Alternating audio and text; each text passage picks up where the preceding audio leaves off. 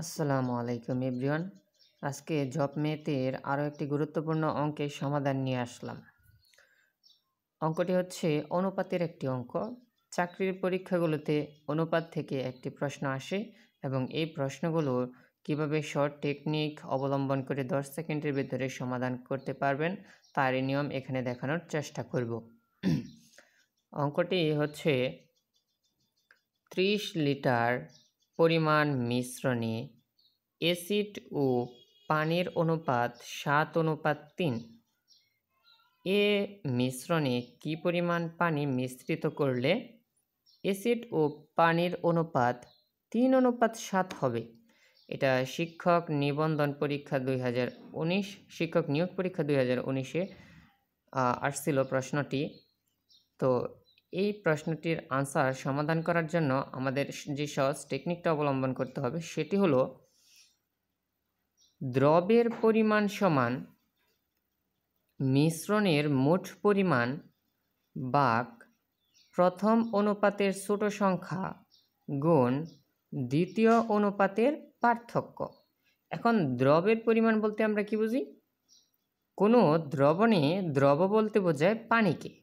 তাহলে তারা নিশ্চয়ই এই প্রশ্নটা এখানে দেখেন করেছে যে কি পরিমাণ পানি মিশ্রিত করলে অ্যাসিড ও পানির অনুপাত 3:7 হবে। তাহলে পানির পরিমাণ তারা জানতে চাচ্ছে। তাহলে পানি কি হিসেবে ব্যবহৃত হয়? পানি ব্যবহৃত হয় দ্রব হিসেবে। এই কারণে আমরা লিখব দ্রবের পরিমাণ সমান মিশ্রণের মোট পরিমাণ ভাগ প্রথম অনুপাতের ছোট সংখ্যা গুণ দ্বিতীয় অনুপাতের পার্থক্য। তাহলে আমরা অঙ্কটা করি। আমরা লক্ষ্য করলে দেখব মিশ্রণের মোট পরিমাণ উপরে দেওয়া আছে, এই যে 30 লিটার পরিমাণ। তাহলে মিশ্রণের মোট পরিমাণ হলো 30 লিটার। তাহলে আমরা লিখব 30,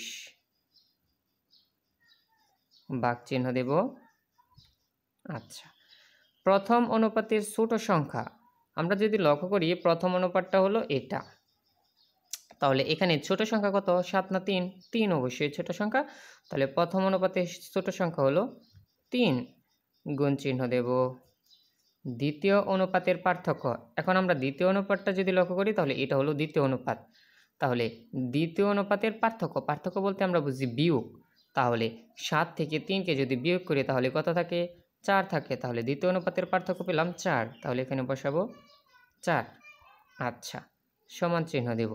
আমরা যদি 3 দ্বারা 30কে কাটা যায় 10, 3 10 30।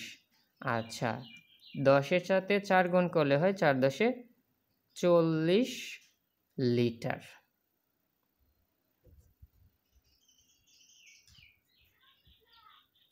এটাই হলো আমাদের আনসার। দ্রবের পরিমাণ হলো 40 লিটার, মানে পানির পরিমাণ 40 লিটার।